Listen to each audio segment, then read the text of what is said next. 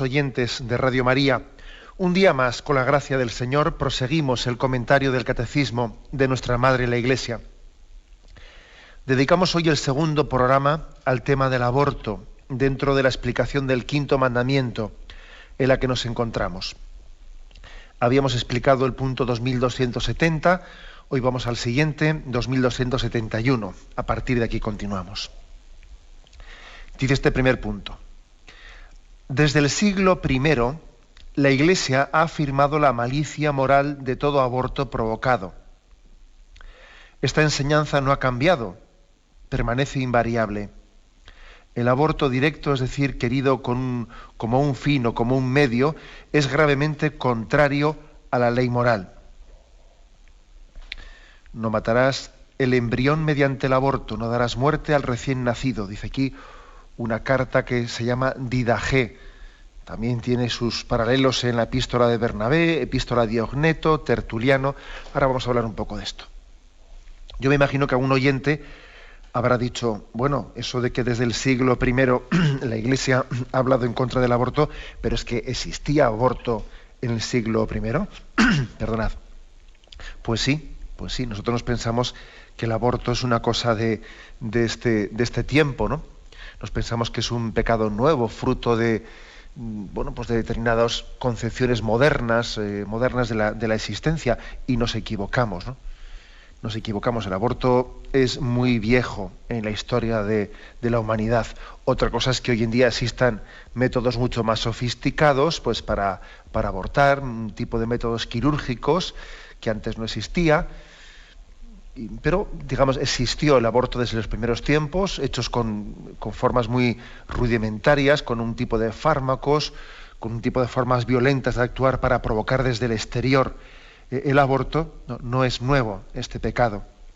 El hombre muchas veces cuando pretende suscitar adherirse a nuevas herejías o a lo que se presenta como nuevas herejías o errores morales, no está sino desenterrando viejos errores ya superados, ¿no?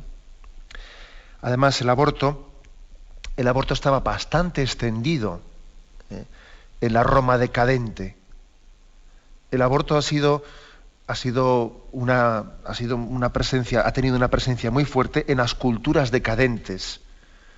Las culturas en las que después de un bienestar, después de haber acumulado una sociedad del confort, como era la Roma, ¿no? Aquella Roma que había conquistado el mundo, que se sentía muy satisfecha, muy segura de su poder, que tenía un calendario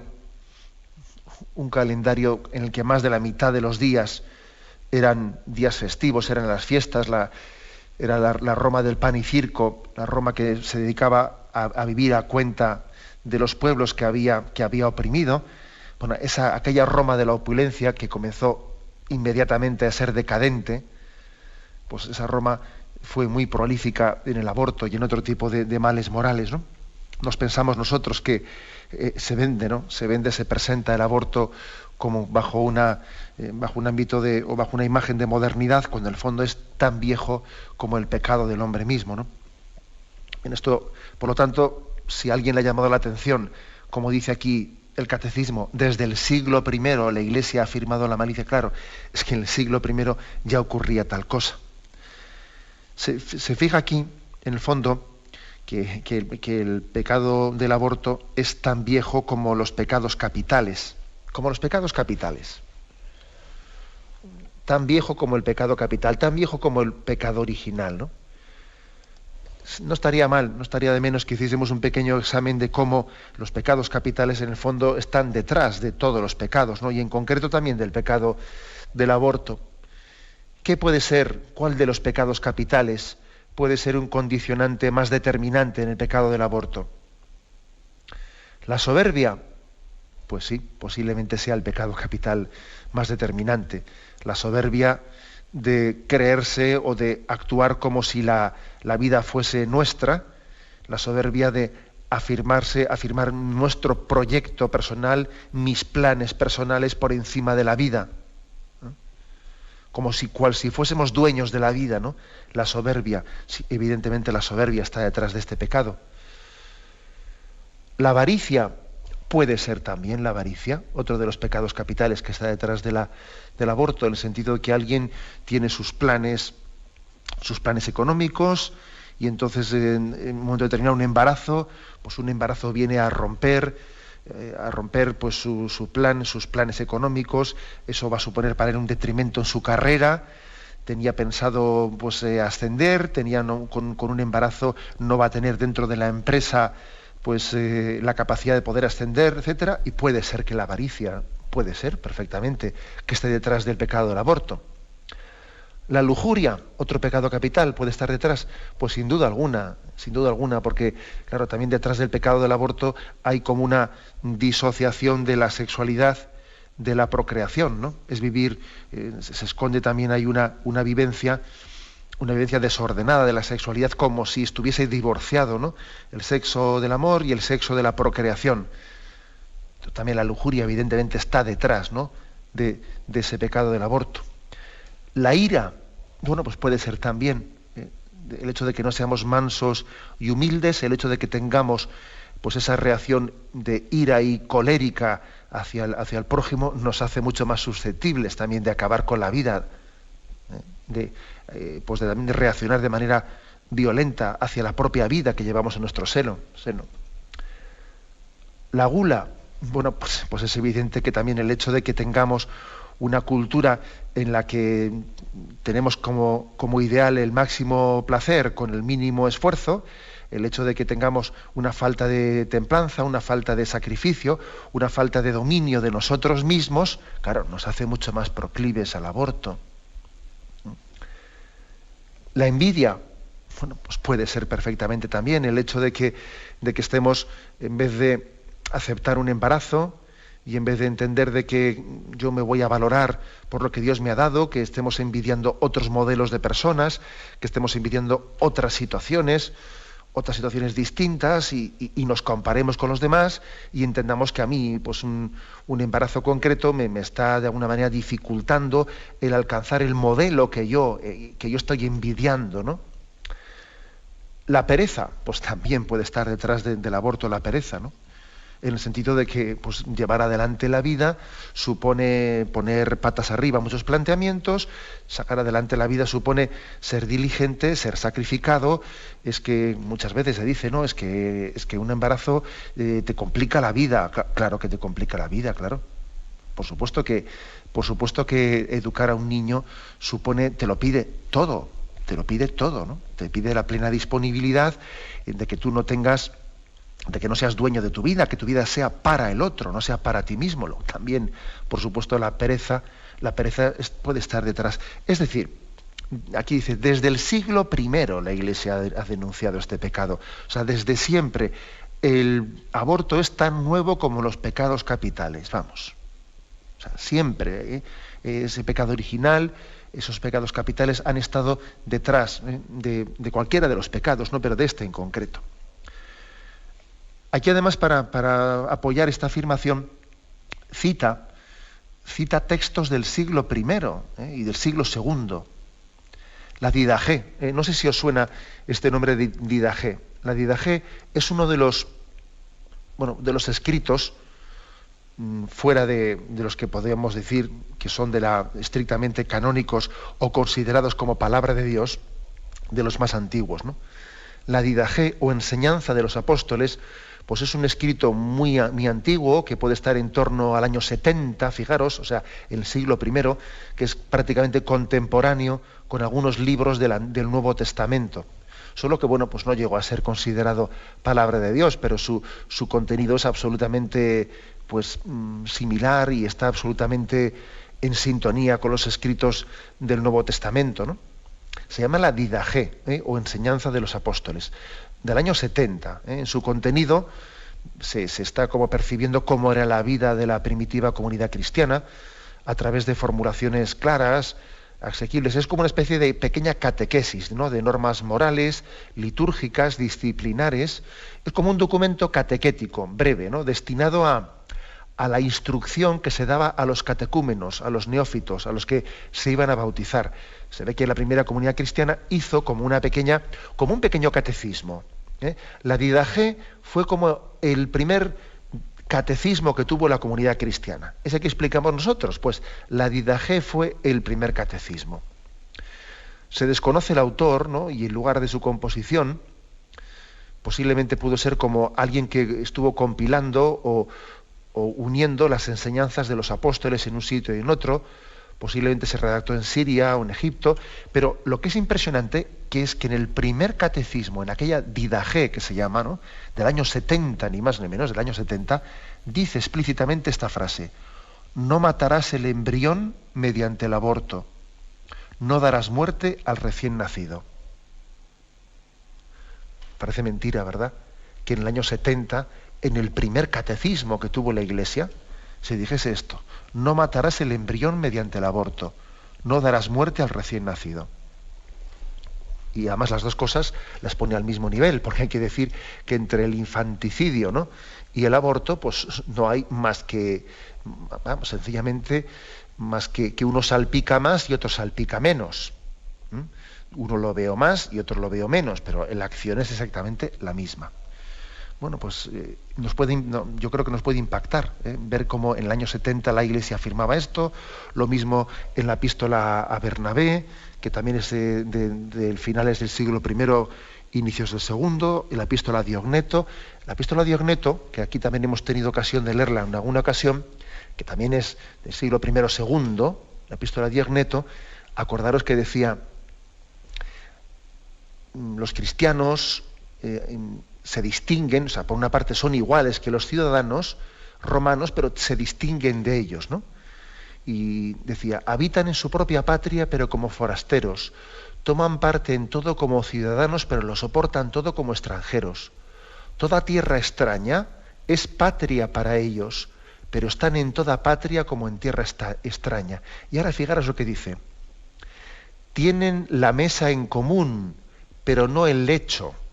O sea que ellos ya se daban cuenta de que los cristianos compartían la vida, pero luego no se iban a la cama con cualquiera. Tienen la mesa en común, pero no el lecho. Es decir, viven en pureza y no tienen una promiscuidad entre ellos. Es impresionante, esta expresión. Los cristianos destacaban en aquella sociedad romana por no admitir la promiscuidad. Tienen la mesa en común, pero no el lecho. Y dice: igual que todos, se casan y engendran hijos, pero no se deshacen de los hijos que conciben. Así se describía a los cristianos en el siglo II.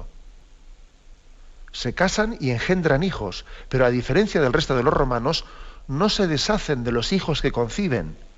O sea que llamaban la atención los cristianos en aquel primer momento, porque qué cosas tan raras hacen los cristianos.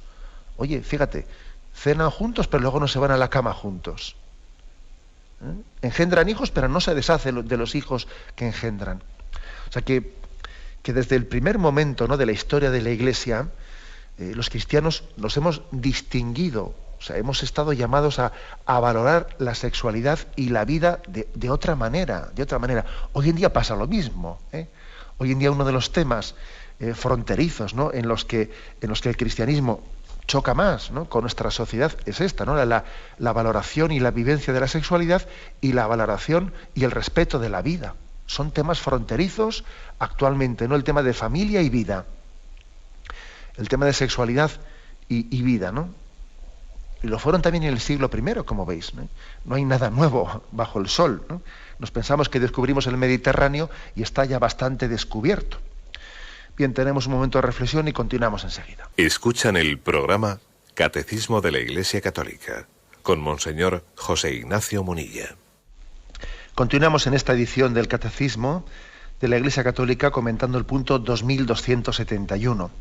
Habíamos hecho ya una introducción, pero habíamos dejado sin comentar concretamente este matiz que aquí añade este punto del Catecismo. El aborto directo, es decir, querido como un fin o como un medio, es gravemente contrario a la ley moral. ¿A qué se refiere esto con querido como un fin o como un medio?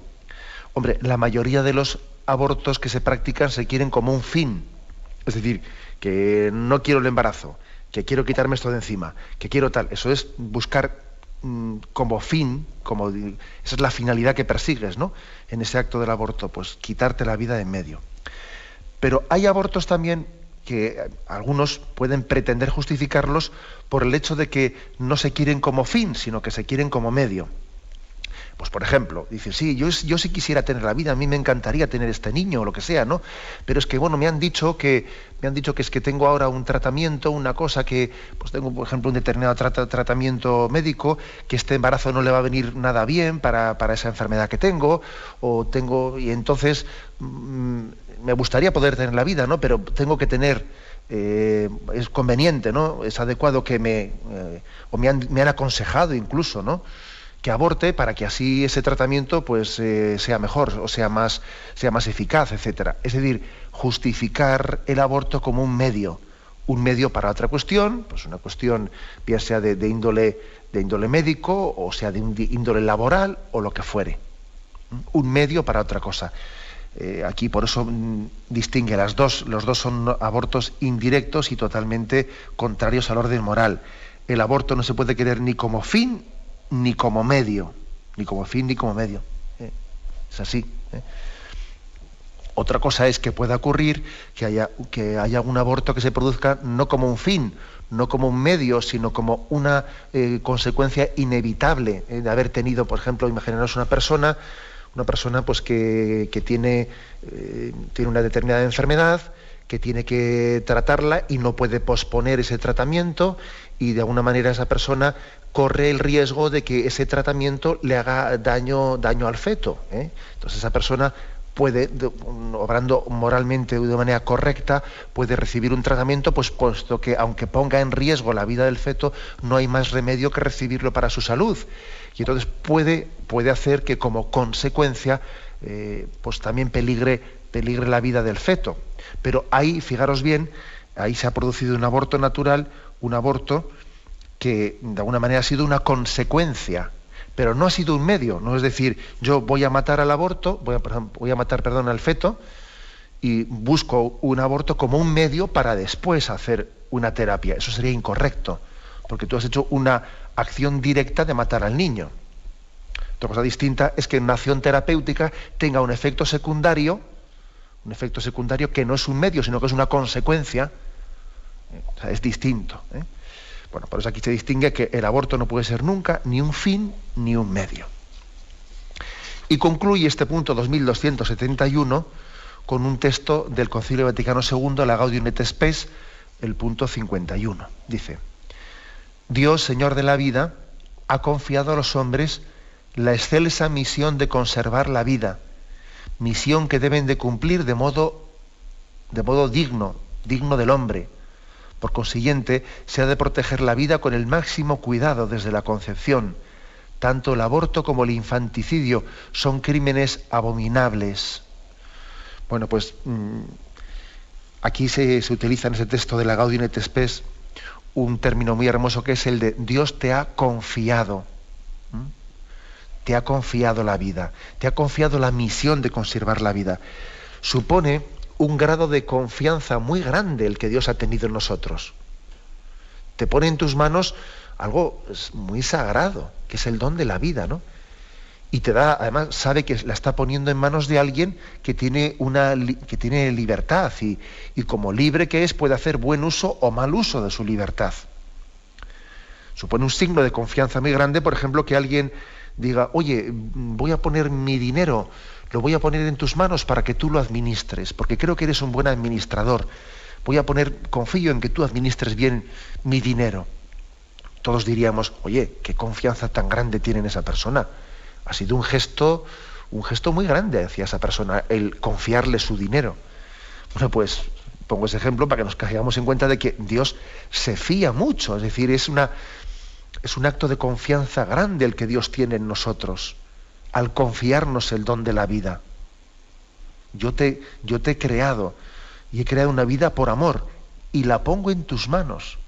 Algo así como cuando Jesucristo pone en manos de los hombres la Eucaristía para poder celebrarla. Y estamos tratando a Dios en nuestras manos, en nuestros dedos, ¿no? Y pone en manos pecadoras su santísimo cuerpo y sangre.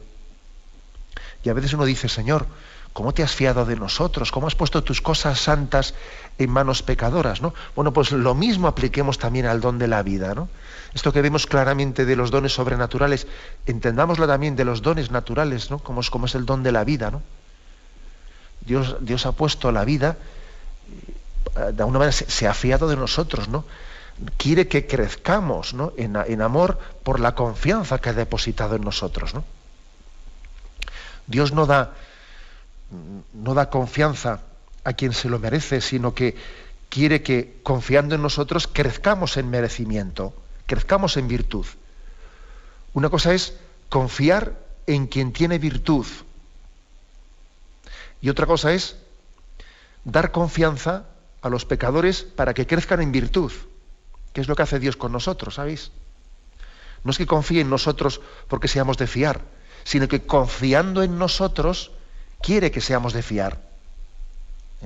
Es el amor gratuito de Dios que dice, mira, pongo en tus manos lo más sagrado, el don de la vida, y además te pongo en tus manos a mi Hijo Jesucristo. Cuídalo con esmero, ¿no? Cuídalo como el mayor de los dones que te he confiado. Bueno, pues por eso tiene tanta fuerza la palabra, Dios nos ha confiado, ha puesto en nuestras manos, ¿no? Con la misión de conservar la vida.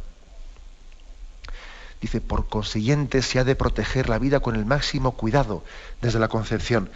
Seguro que habrá algunas madres que me estén escuchando, de esas que han tenido embarazos muy complicados, embarazos que han tenido que cuidar con mucho esmero, que han tenido que igual guardar muchas semanas de reposo, incluso meses de reposo en la cama, para que el embarazo salga adelante, que se ha puesto un sacrificio muy grande, un sacrificio de embarazos difíciles, duros, y que sin embargo se han cuidado con un esmero tremendo, diciendo, bueno, a mí Dios me ha dado un don, y yo, aunque sea sacrificadamente, voy a guardar este. Eso es un ejemplo, un testimonio, ¿no? Esos embarazos tan complicados que se han llevado con esa fidelidad en el cuidado esmerado, ¿no? Pues eso es un don, es un testimonio ante el mundo de cómo se cuida la vida, ¿no? Te confío la vida, protégela con el máximo cuidado desde la concepción. Incluso personas que han dicho voy a dejar un trabajo, voy a dejar esto, porque ahora lo principal, lo prioritario es cuidar esta vida que Dios me ha dado. Como veis, pues es un auténtico testimonio, ¿no? El que estamos llamados a dar de que hemos recibido un don del que no somos dueños, del que se nos ha confiado, y tenemos que testimoniar en ello, que es Dios mismo que se ha puesto en nuestras manos, ¿no? En nuestra forma de actuar. Bien, pues pasamos al siguiente punto.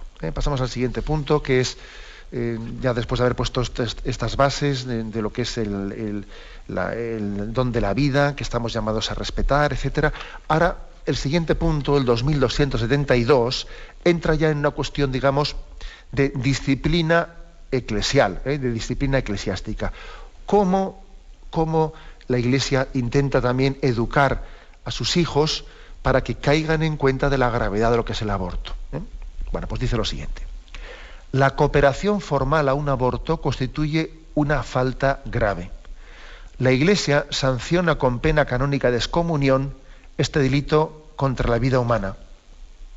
Quien procura el aborto, si éste se produce, incurre en excomunión late sententiae, es decir, de modo que incurre ipso facto en ella quien comete el delito, en las condiciones previstas por el derecho canónico. Por eso la Iglesia no pretende restringir el ámbito de con esto la Iglesia no pretende restringir el ámbito de la misericordia. Lo que hace es manifestar la gravedad del crimen cometido, el daño irreparable causado al inocente, a quien se da muerte, a sus padres y a toda la sociedad. Bueno, un tema pues práctico, como veis, explica el catecismo de por qué la Iglesia también ha preservado la vida y quiere defender la vida mediante una legislación canónica en la que llama la atención a los fieles católicos, llama la atención de la gravedad del pecado del aborto, también poniendo una pena de excomunión para los que abortan o colaboran formalmente con el aborto. También habría que hablar de qué es una colaboración formal, ¿no? O sea, que la pena canónica de excomunión no se dirige exclusivamente a la persona que ha abortado, sino a los que han cooperado formalmente, dice aquí. Y la cooperación formal pues puede tener muchos grados, ¿no? El que le ha animado a esa persona que aborte, el que le ha pedido que aborte, lógicamente es un cooperador formal, también tiene esa pena de excomunión. Quien le ha dado el dinero para que aborte, ¿no? Los médicos, o por decirlo de alguna manera, ¿no?, la palabra médicos, ¿no?, o los trabajadores que allí han estado en el quirófano haciendo ese aborto. Por supuesto, el empresario, ¿no?, de una determinada clínica que se está enriqueciendo a costa de la muerte de inocentes. Ojo, los políticos que han firmado y que han aprobado con sus votos en el Congreso esas leyes que hacen posible el aborto, también los políticos tienen esa pena de excomunión. Todos aquellos que han colaborado formalmente están participando de esta pena de excomunión. Como veis, esto es serio, ¿no? ¿Por qué la Iglesia quiere en este momento determinado decir y mantener que existe esta pena de excomunión? Porque es un pequeño aldabonazo, es una llamada de atención. Ya sabemos que pueden existir otros pecados tan graves como el del aborto, que no tienen pena de excomunión. Pero es que afortunadamente igual no hace falta decir delante del mundo que matar a un padre es una burrada. Entonces el parricidio, matar a un padre, pues es una barbaridad, ¿no? Pero afortunadamente no parece que sea necesario intentar convencer al mundo de que asesinar al padre sea una barbaridad, ¿no? De momento no parece que haya grupos que reivindiquen el derecho a matar a los padres. Bueno, entonces por eso la Iglesia no ha considerado necesario poner una pena de excomunión al parricidio. Sin embargo, si la Iglesia ha puesto una pena de excomunión para los que practican o colaboran formalmente con el aborto, es porque el aborto no deja de ser un pecado de época, es decir, un pecado al que somos especialmente ciegos. Hay una ceguera colectiva. Entonces la Iglesia, ante esa ceguera colectiva, ante esa anestesia, ¿no?, esta anestesia de la conciencia de nuestra sociedad, dice, vamos a poner una pena de excomunión para pegar un aldabonazo y decir, pero ¿nos damos cuenta de lo que es esto? Por eso las penas de excomunión no es que se reserven para lo más grave, no. Las penas de excomunión se reservan para aquello que necesita pedagógicamente una llamada de atención ante el mundo, ¿no? O para preservar un bien especial que la Iglesia quiere preservar. El bien de la conciencia moral, ¿no? Bueno, por lo tanto, ¿no?, vamos a intentar explicar en este momento qué supone esta pena de excomunión, cómo se aplica, etcétera. Pero primero tenemos un momento de reflexión y continuaremos enseguida. Escuchan el programa Catecismo de la Iglesia Católica con Monseñor José Ignacio Munilla. Continuamos explicando el punto 2272, referente al tema de la pena de excomunión que el Código de Derecho Canónico de la Iglesia reserva para el pecado del aborto. Bueno, decíamos, el canon 1398 dice: quien procura el aborto, si éste se produce, incurre en excomunión late sentencia. ¿Qué es eso de excomunión late sentencia? Quiere decir que en el momento en que comete el aborto ipso facto, él adquiere esa pena de excomunión en las condiciones que ahora vamos a explicar. O sea, no hace falta que sea formalmente o explícitamente decretada su excomunión, sino que por el hecho de haber cometido ese acto asume la pena de excomunión. Eso se llama, pues, esa excomunión late sentencia, que incurre ipso facto en esa pena. Lógicamente la Iglesia no va a saber quién ha abortado y quién no ha abortado, pero él ya sabe en su conciencia que ha abortado y tiene que tener conciencia de que ha adquirido un pecado de excomunión. Perdón, una pena de excomunión, quiero decir. Una pena de excomunión que supone, pues, que está apartado de los sacramentos, que no puede recibir los sacramentos, que si de alguna manera recibiese los sacramentos ocultando su condición de excomulgado, pues estaría cometiendo un gravísimo sacrilegio, porque está de alguna manera violando también esa confianza y esa potestad que el Señor ha puesto en manos de la Iglesia para administrar los sagrados misterios, ¿no?, y los sacramentos. Y que para poder reconciliarse, pues tiene que pedir un perdón especial de la Iglesia, es un perdón el de los pecados de excomunión, que se reserva para el obispo. Es el obispo el que tiene que dar ese perdón, o el que tiene que delegar el perdón a la persona excomulgada. Y bueno, pues los canónigos penitenciarios de todas las catedrales tienen la potestad concedida por el obispo para poder levantar todas las penas de excomunión. También es verdad que en los momentos actuales, en los santuarios marianos, también suelen tener la delegación para poder perdonar los pecados de excomunión. También hay otras situaciones determinadas, ¿no? Cuando una persona se acerca a la sede penitencial, al confesionario, ante un sacerdote, ¿no? para recibir el perdón de Dios, y el sacerdote ve que esa persona pues tiene una pena de excomunión, pues le prepara, etcétera, le prepara para recibir el perdón, y el sacerdote bien le puede remitir a otro lugar para darle ese perdón, o puede decirle que vuelva más tarde y él pide el permiso para poder levantar esa pena de excomunión a ese penitente. Bueno, de no ser que tenga recibido de alguna manera por parte de su obispo la autoridad y la potestad para poder levantar esa excomunión sin necesidad de ir dando al obispo a pedirle permiso. Bueno, también hay que ver esas circunstancias, ¿no? Bueno, ¿cuándo la pena de excomunión, cuándo se da, de hecho, la pena de excomunión, ¿no? Aquí este punto del catecismo nos remite al derecho canónico para explicarlo. Lógicamente, pues bueno, pues la Iglesia es muy prudente, ¿no? Y entre otras cosas, dice, no queda sujeto a ninguna pena quien, cuando infringió pues una ley, un precepto, es decir, en este caso sería el aborto, ¿no? No queda sujeto a la pena de excomunión quien, cuando abortó, dice, no hubiese cumplido 16 años. La Iglesia es muy prudente también, siendo consciente de que los adolescentes es difícil que tengan la maldad, etcétera, y la consciencia para hacerse acreedores de la pena de excomunión. Dice, quien ignoraba sin culpa que estaba infringiendo una ley o precepto, y a la ignorancia se equiparaba la inadvertencia y el error. Es decir, que para haber caído en una pena de excomunión hace falta que uno supiese que estaba cayendo en la pena de excomunión.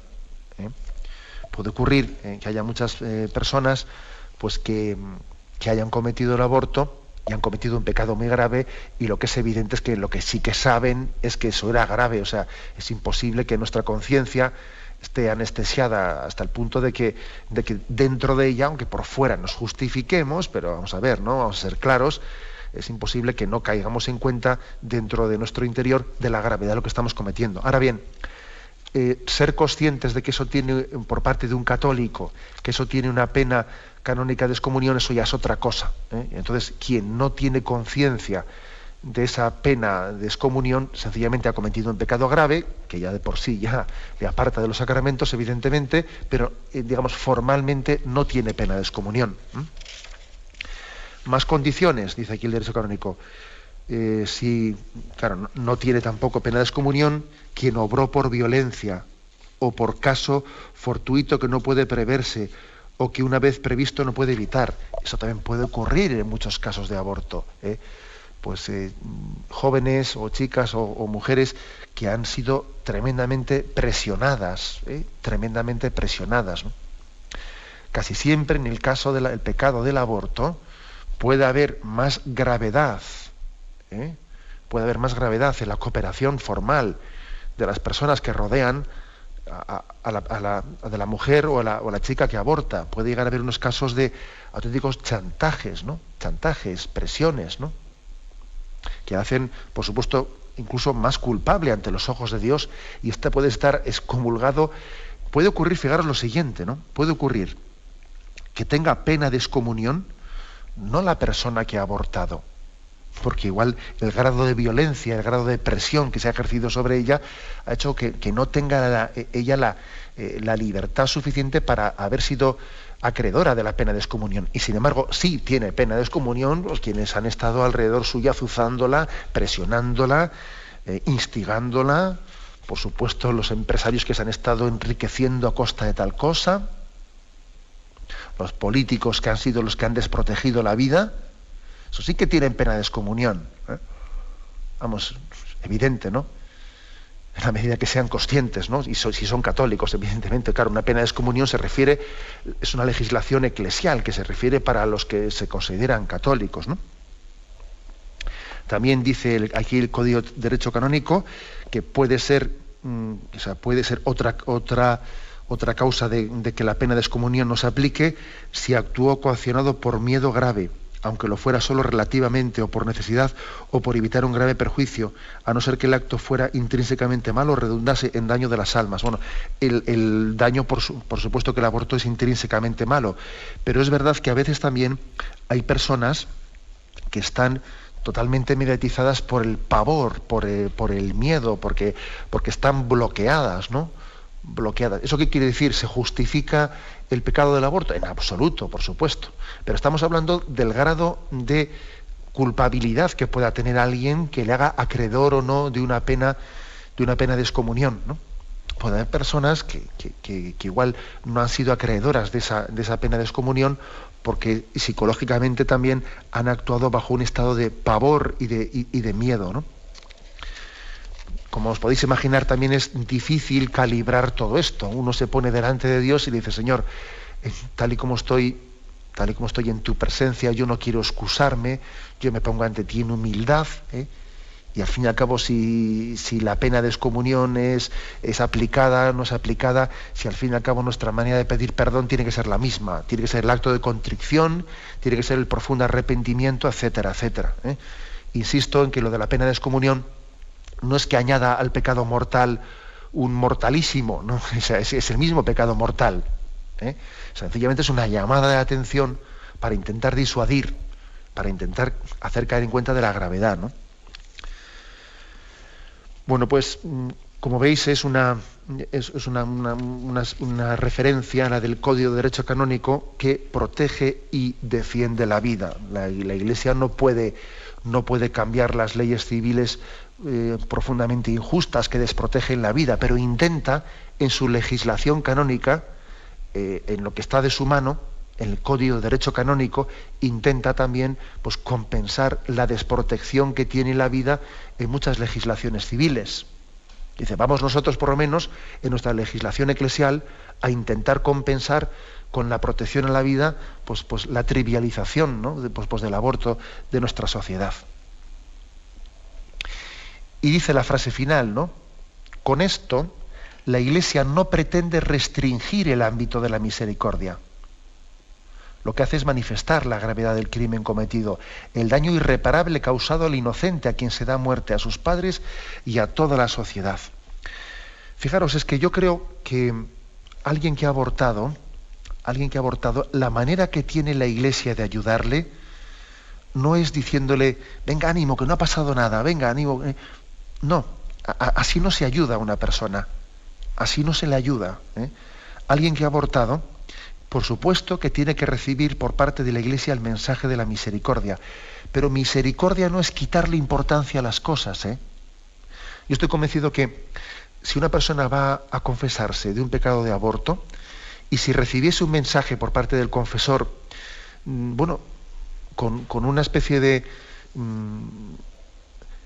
ligereza, como si se hubiese confesado de que he tenido un poco de pereza al levantarme de la cama, perdonadme que estoy exagerando, pero si el sacerdote también recibiese esa confesión sin al mismo tiempo participar del drama que tiene ese penitente que ha ido a pedir perdón por algo que sabe que es grave, no le ayudaría. No ayudamos, no somos signo de la misericordia de Jesucristo si quitamos importancia a lo que es grave. Lo que hay que hacer es caer en cuenta, ¿no?, de la gravedad y al mismo tiempo caer en cuenta pues, de lo que dice la Sagrada Escritura, donde abundó el pecado, sobreabundó la gracia. Aunque vuestros pecados sean rojos como la escarlata, como nieve blanquearán. O sea, no se trata de quitarle importancia, no, porque si le quitas importancia al pecado, también le quitas importancia a la misericordia de Dios. Entonces parece que Dios no te está perdonando nada, no, Dios te está perdonando mucho. Y el perdón de Dios es recreador, Dios te hace hombre nuevo, Dios te hace mujer nueva. Te hace mujer nueva, ¿no? Y esto es muy importante que lo subrayemos. Misericordia no es quitarle importancia al pecado. Misericordia es caer en cuenta de que la sangre redentora de Jesucristo es capaz de hacernos nuevos, ¿no? De regenerarnos, ¿no? A veces el pecado, incluso los pecados graves, son, vamos a decir, son el camino del que Dios se ha servido para que creamos en el amor de Dios. Porque al que mucho se le ha perdonado, ama mucho. Al que se le ha perdonado poco, ama poco. Luego lo que tenemos que hacer es caer en cuenta cuando hemos cometido pecados graves, es que Dios no los ha querido, pero Dios los ha permitido para que amemos mucho. Para que nos demos cuenta que somos hijos de la misericordia. Y que no que nos creamos unos buenitos, que yo no he roto un vaso en mi vida, que yo parece que yo soy santo desde la cuna, ¿no? Ya, desde la cuna. El que se crea seguro tenga cuidado, no caiga.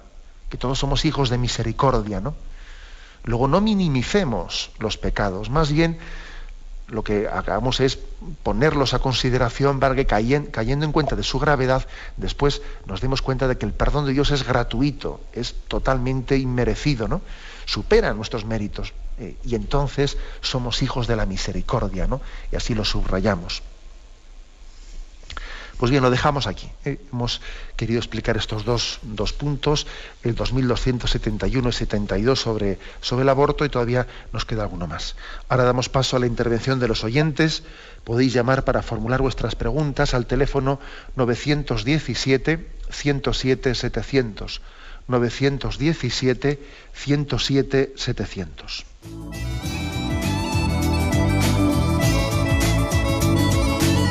¿Le gustaría tener sus programas favoritos de Radio María en CD o DVD? Ahora es posible.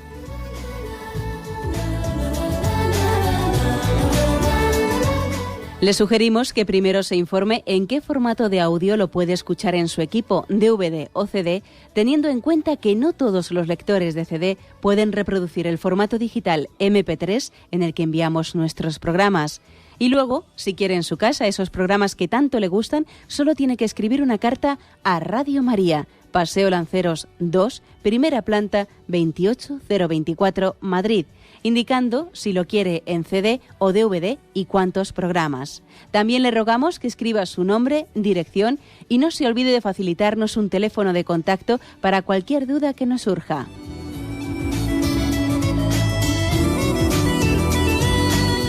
Radio María, más cerca de usted.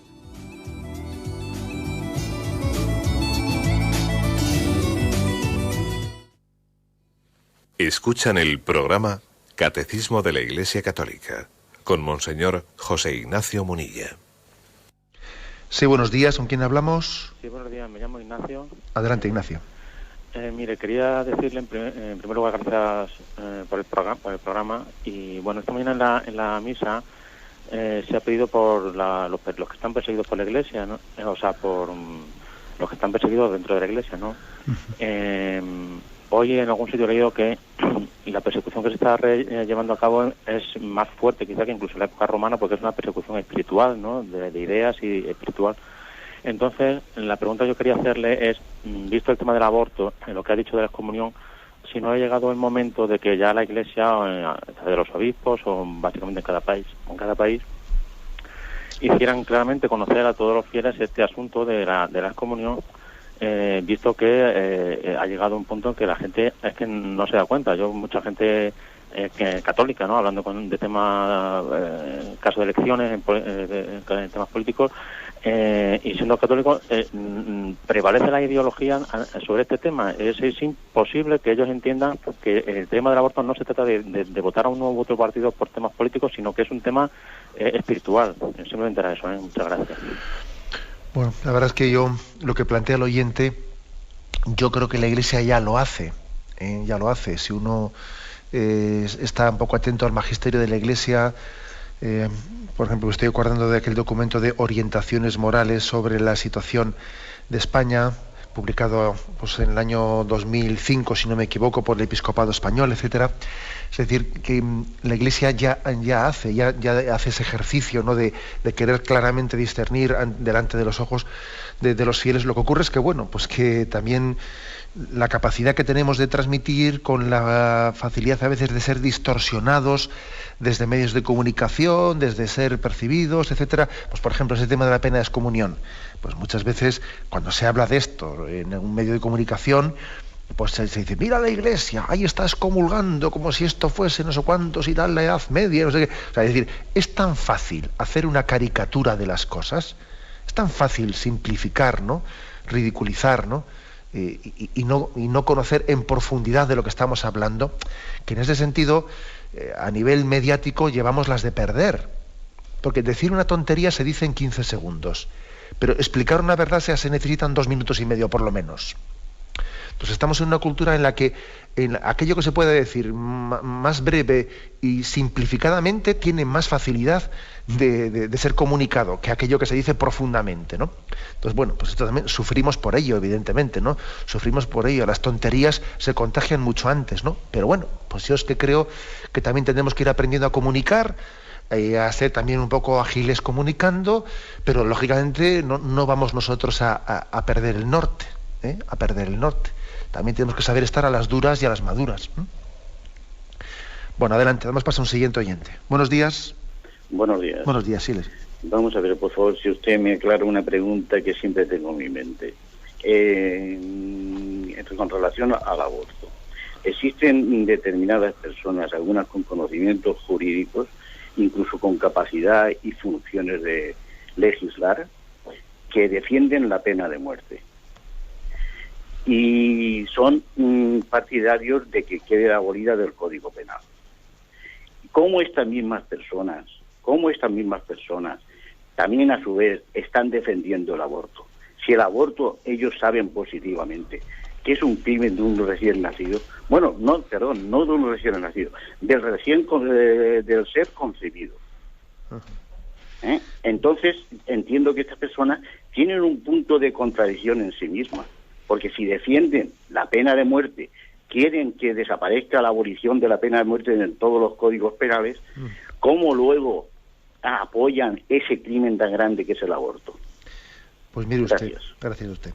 Me está recordando usted un titular de un periódico italiano que era el siguiente, ¿no? Estaba hablando, primeramente ese periódico hizo una campaña en pro de la abolición de la pena de muerte, ¿no?